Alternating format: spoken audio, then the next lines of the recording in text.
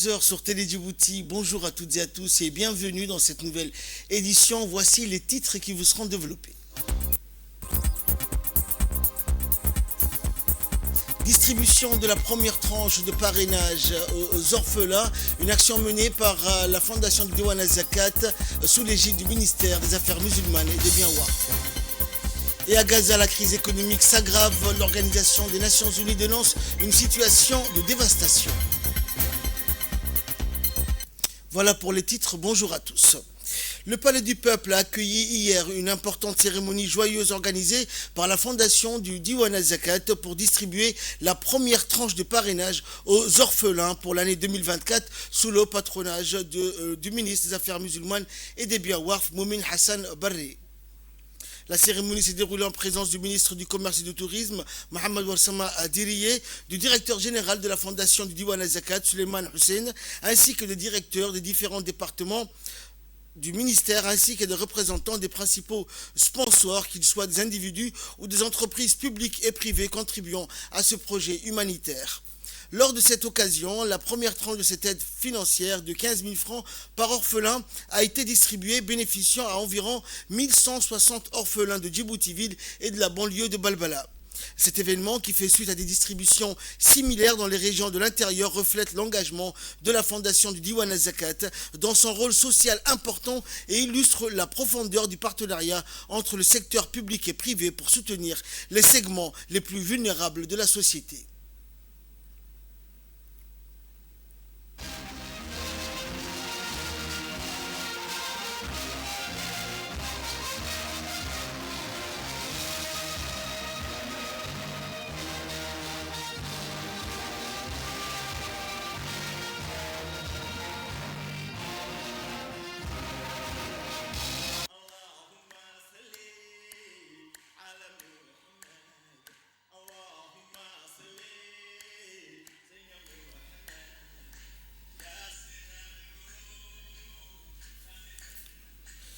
Il convient de noter que le projet de parrainage d'orphelins lancé par le président de la République en 2007, en parallèle avec la commémoration de la naissance de notre bien-aimé prophète Mohammed, paix et salut de Dieu soit sur lui, a pour objectif de fournir un soutien matériel et moral aux orphelins, renforçant ainsi l'esprit de solidarité et de soutien mutuel au sein de la communauté. Suleiman Hassan Ismail de la Salam African Bank a prononcé un discours au nom des principaux parrains, considérant le programme de soutien aux orphelins comme une étape importante dans les efforts visant à soutenir les orphelins et à promouvoir l'esprit de solidarité dans la communauté. Il a également appelé les commerçants fortunés à rejoindre le groupe des sponsors pour alléger la souffrance des orphelins qui constituent l'un des segments les plus vulnérables de la société.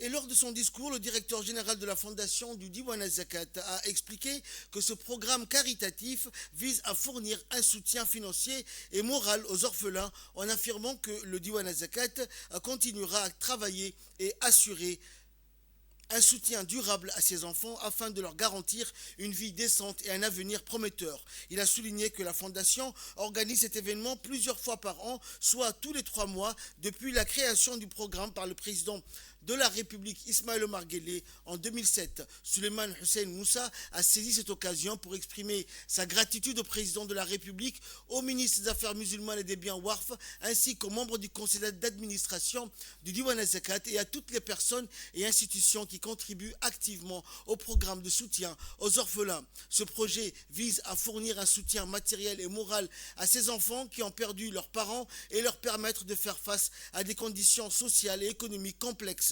Grâce à ce projet, les orphelins reçoivent une attention partielle et un suivi qui leur permet de poursuivre leur éducation, de développer leurs compétences et de retrouver le sourire, a affirmé le directeur général de la fondation du Diwan Zakat. Et de son côté, le ministre des Affaires musulmanes, Moumin Hassan Barri, a exprimé sa gratitude à tous ceux et celles qui ont contribué au soutien et à la gestion de ce programme caritatif, affirmant que ce projet fait partie de la stratégie du Diwan Zakat pour renforcer la solidarité sociale. Ce programme est l'un des projets réussis menés par le ministère, conformément à la politique sociale soutenue par le président de la République. Nous soutenons et encourageons ce programme car il incarne la solidarité et le soutien caractéristique du peuple djiboutien, a souligné le ministre. Grâce à votre soutien continu et à votre dévouement envers le bien-être des autres, nous avons constaté cette année une augmentation du nombre d'orphelins soutenus par rapport aux années précédentes. Nous espérons que cette tendance se poursuivra grâce à vos contributions et à votre soutien continu. Comme vous le savez, chaque année, de nouveaux orphelins sont ajoutés à la liste des bénéficiaires, ce qui nécessite d'élargir le nombre de sponsors et d'encourager davantage de bénévoles pour cette œuvre caritative. Et la cérémonie se clôturait par la distribution de la première tranche de parrainage aux orphelins 2024. Environ 1160 orphelins et orphelines ont bénéficié de cette aide financière. Il est à noter que le Diwan al-Zakat a distribué cette tranche aux orphelins des 5 régions de l'intérieur au cours des 2 dernières semaines. Les tuteurs des orphelins ont exprimé leur gratitude au ministère des Affaires musulmanes et Diwan al-Zakat pour leurs efforts continus visant à atténuer la souffrance de cette catégorie vulnérable de la société.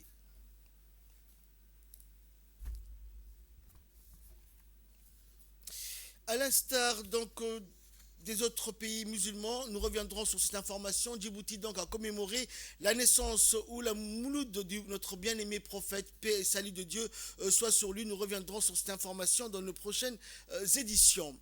Une réunion de haut niveau a eu lieu hier au Retsi World entre le président de l'autorité des ports et des zones franches de Djibouti, Aboubakar Omar Hadi, et une délégation européenne de la force navale, l'opération Aspide, conduite par l'amiral commandant Vaselios. Les discussions ont été axées sur la sécurité maritime relative aux eaux du golfe d'Aden et du sud de la mer Rouge, qui a conduit à une recrudescence d'incidents comme l'attaque du pétrolier battant pavillon grec Sounion le 23 août 2024 ou encore le MV Groton le 3 août 2024. Les deux parties ont évoqué la nécessité de prévenir de potentiels désastres environnementaux étant donné que le Sounion transportait 150 000 tonnes de pétrole brut. Rappelant que l'opération Aspide est alignée sur la résolution 2702 du Conseil de sécurité des Nations Unies qui appelle à la cessation des attaques des Houthis contre les navires marchands et reconnaît le droit légitime de défense des navires conformément aux droits internationaux. Le président de l'autorité des ports et des zones franches de Djibouti, Aboubakar Omar Hadi, a mis en avant les efforts déployés pour garantir la sécurité et la sûreté des navires et des équipages opérant dans les eaux djiboutiennes. Dans le cadre du projet USAID d'appui à l'engagement de la société civile dans le processus de développement local a marqué une étape importante avec le lancement officiel des ateliers de dissémination des lois régissant les associations et les organisations de la société civile d'Arta. Organisée dans la région d'Arta, la cérémonie d'ouverture a donné le coup d'envoi à une série de 5 ateliers qui se tiendront dans les différentes régions de l'intérieur de Djibouti, visant ainsi à informer et accompagner les nouvelles associations sélectionnées dans le cadre de ce projet. Présidé par Moussa Djama, directeur du département de l'administration générale et de la régulation, la cérémonie a réuni plusieurs acteurs clés. Hassan Dabelé, préfet de la région d'Arta, Elmi Bouh Goudadé, président du conseil régional, Ousmane Bari, chef du projet de l'engagement de la société civile et des associations de la cohorte 2. Et dans son allocution, Moussa Djama a rappelé l'importance pour les associations de se conformer à un cadre légal solide garantissant ainsi leur bon fonctionnement.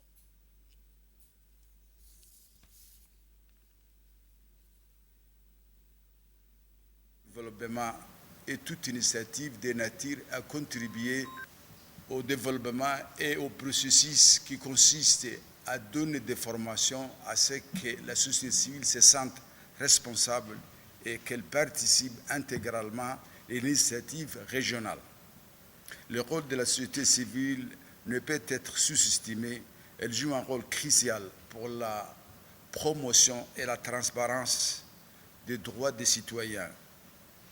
Donc aujourd'hui, ces projets qui nous réunissent aujourd'hui portent encore une formation, un transfert de compétences qui consiste, il y a la loi de 1901, ça date longtemps, c'est presque oublié, mais des lois, une déjà, elle a été votée et promulguée, elle est applicable.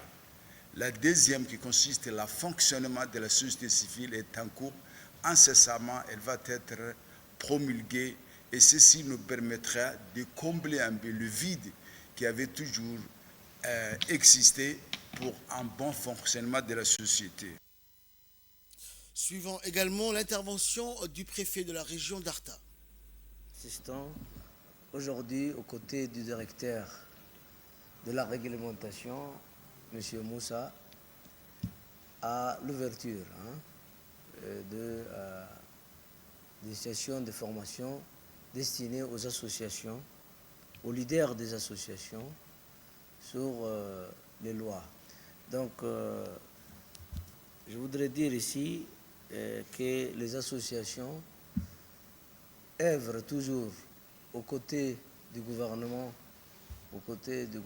la société civile, pour qu'elle œuvre aux côtés d'une manière efficace. Il faut s'imprégner des lois en vigueur dans le monde et en République de Djibouti. C'est pour ça qu'aujourd'hui, l'objectif de cet atelier est tel. Donc, sans tarder, je voulais dire aux associations de toujours être actives aux côtés du gouvernement.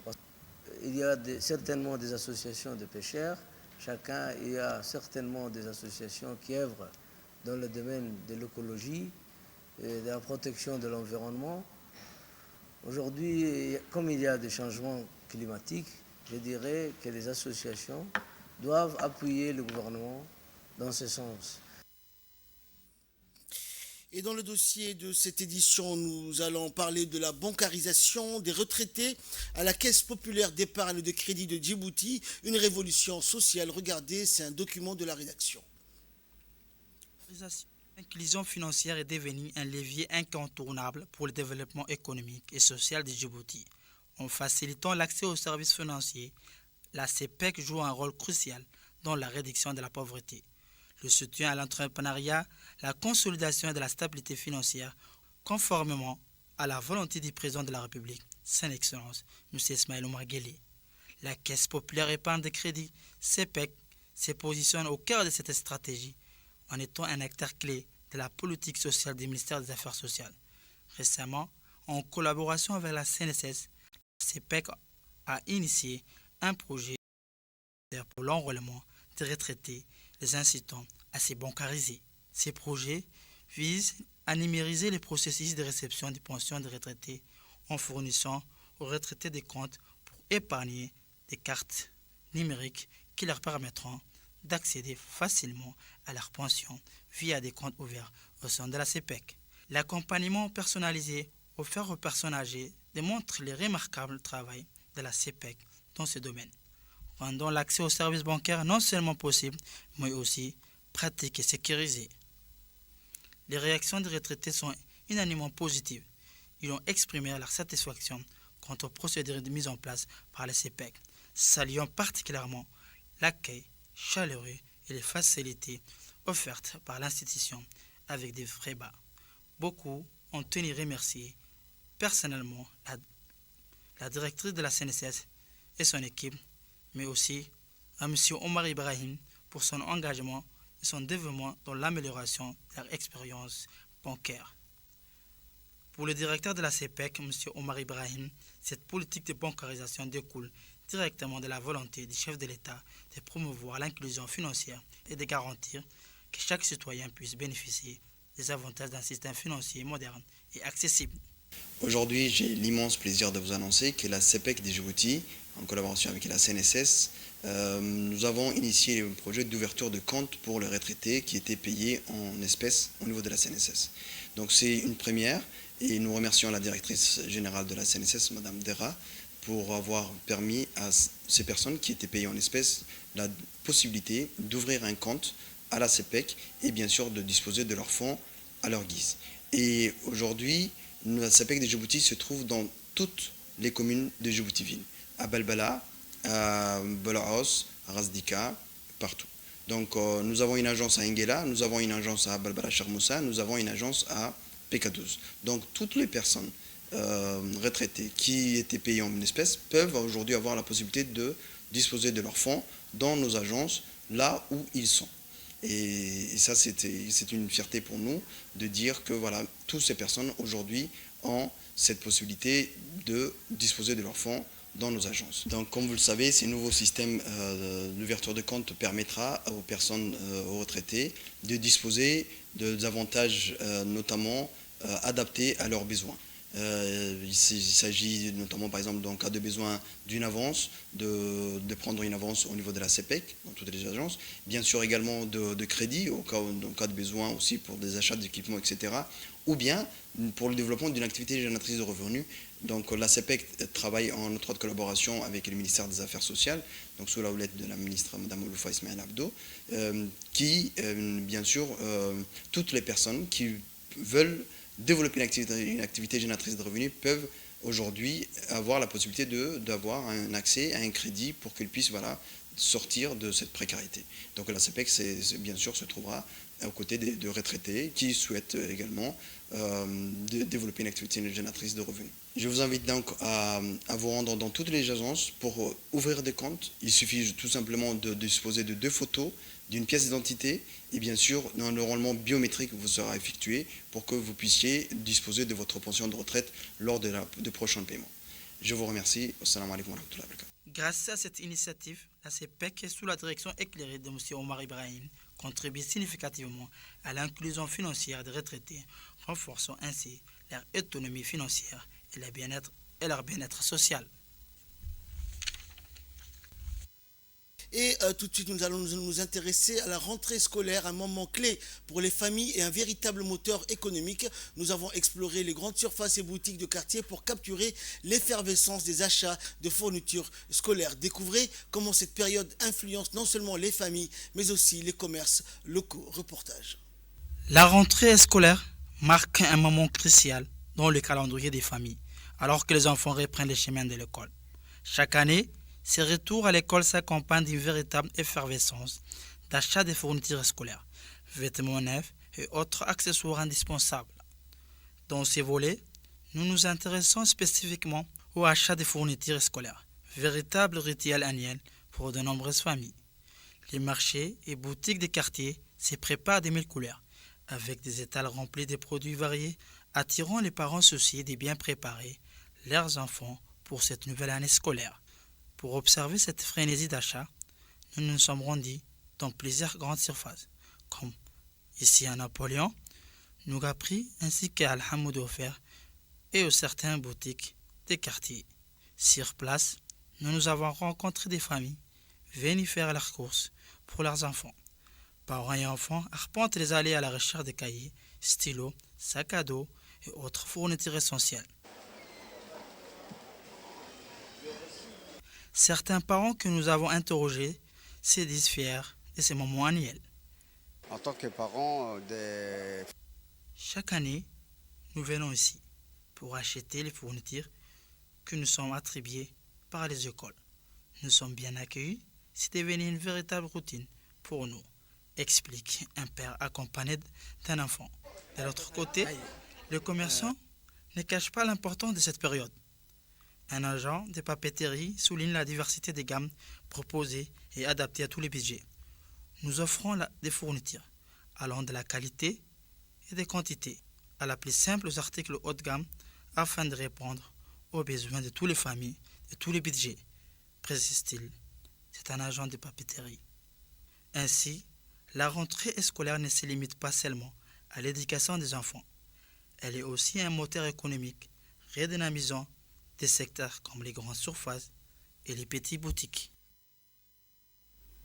Et enfin, fait divers pour clore l'actualité nationale. Un incendie s'est déclaré hier soir vers minuit dans le quartier d'Ambouli, notamment dans le secteur de la place 8 mai. L'incendie a créé une grosse frayeur pour les familles en cette heure avancée de la nuit, mais les sapeurs-pompiers de la protection civile sont rapidement intervenus sur place pour éteindre l'incendie. Et pour éviter la propagation du sinistre, l'électricité a été coupée dans le quartier. Et d'après les premiers constats, l'incendie a détruit une douzaine d'habitations. Les responsables de la préfecture du 3e arrondissement ainsi que le responsable de la protection civile se sont rendus rapidement sur les lieux. Une enquête a été ouverte pour connaître l'origine de l'incendie. En tout état, face au risque d'incendie en cette période de chaleur, la prudence et la vigilance restent de mise. En nouvelles du monde, à présent, la guerre menée depuis plus de 11 mois provoque une dévastation économique d'une ampleur stupéfiante à Gaza et la reconstruction se chiffrera en dizaines de milliards de dollars, avertit l'ONU. La situation économique n'a jamais été aussi préoccupante dans le territoire enclavé. À Gaza, le processus de production a été interrompu et détruit, les sources de revenus ont disparu et la pauvreté s'est intensifiée et étendue. Des quartiers ont été éradiqués et des communautés et des villes ont été ruinées, souligne un rapport de la conférence des Nations Unies sur le commerce et le développement publié ce week-end. Le PIB, le produit intérieur brut de Gaza, a chuté de 81% au cours du dernier trimestre 2023, entraînant une contraction de 22% sur l'ensemble de l'année. À la mi-2024, l'économie de Gaza est tombée à moins d'une sixième de son niveau de 2022, souligne le rapport de la CNUSED qui a basé ses calculs sur les chiffres trimestriels du Bureau central palestinien de la statistique. Au Nigeria, des pluies torrentielles ont entraîné la rupture d'un barrage situé au sud de Maiduguri, capitale de l'état de Borno. Selon les services de secours, la ville est dévastée à 40% et le bilan risque de s'alourdir. Des inondations dues à la rupture d'un barrage à la suite de pluies torrentielles ont fait 30 morts et plus de 400 000 déplacés à Maiduguri, dans le nord-est du Nigeria. Les services de secours qui craignent que le bilan s'alourdisse. Dès le début de la saison des pluies au Nigeria, pays le plus peuplé d'Afrique, les inondations ont fait 229 morts et 380 000 déplacés selon la NEMA. Près de 108 000 hectares de terres agricoles ont par ailleurs été affectés, ce qui laisse craindre une aggravation de l'insécurité alimentaire. En 2022, des inondations d'une gravité sans précédent depuis 10 ans avaient fait plus de 5 000 morts et 1,4 million de déplacés. Toujours en Afrique, direction le Kenya, la réalité virtuelle se rapproche des communautés rurales. Ces jeunes filles de la ville de Kembu, située à 15 km de Nairobi au Kenya, découvrent avec fascination pour la première fois des casques de réalité virtuelle. Le campus et centre de Hervé en Afrique a apporté ces appareils pour une formation en réalité virtuelle, réalité étendue et réalité augmentée. L'université virtuelle veut combler le gap technologique et offrir des opportunités. La raison de cette initiative est bien sûr l'autonomisation économique et sociale. Ces communautés ont aussi des histoires à raconter dans le métaverse ainsi que des industries locales qui peuvent être intégrées dans cet espace numérique. Dans un monde en constante évolution, Paul Simon poursuit sa mission de rendre la réalité virtuelle accessible à toutes les couches de la société kenyane. Son ambition est de créer une main-d'œuvre qualifiée capable de répondre aux exigences du marché du travail moderne. Et enfin, santé, nous allons parler du monkeypox ou mpox. La République démocratique du Congo lance sa campagne de vaccination une semaine plus tôt. La République démocratique du Congo lancera sa campagne de vaccination contre la variole le 2 octobre prochain, soit près d'une semaine plus tôt que prévu. Épicentre de l'épidémie de variole, le pays a jusqu'à présent eu des difficultés à freiner la propagation du virus, parfois mortel en raison du manque de vaccins. Après que l'Organisation mondiale de la santé ait déclaré l'épidémie de variole urgence de santé publique mondiale le mois dernier, plusieurs lots de vaccins ont été envoyés en RDC. Parmi eux, près de 100 000 doses de vaccins contre le virus mpox ont été données par l'autorité de préparation et de réponse aux urgences sanitaires de la Commission européenne, suivies de 50 000 doses de vaccins en provenance des États-Unis, ont également permis de renforcer les efforts pour enrayer l'épidémie. C'est ainsi que prend fin cette édition. Merci à vous de nous avoir suivis. Excellente suite de programme sur Télé Djibouti.